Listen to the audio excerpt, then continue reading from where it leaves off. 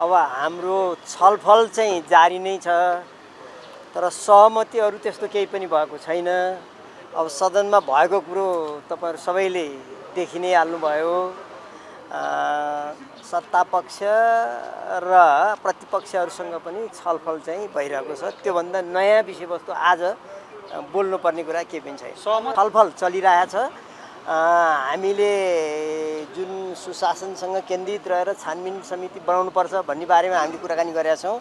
तर हामी प्रतिपक्षको तर्फबाट हाम्रो प्रमुख प्रतिपक्षी दलको नेता दिउँसभरि आएर पनि संसदमा यो समग्र चाहिँ समस्याहरूको हल कसरी गर्ने हो भन्ने बारेमा, एकातिर यो सुशासनलाई कसरी कायम गर्ने, संसदलाई व्यवस्थित रूपमा फेरि अगाडि कसरी बढाउने हो भन्ने बारेमा विभिन्न राजनीतिक दलहरूसँग नेताहरूसँग कुराकानी गरिरहनु भएको छ।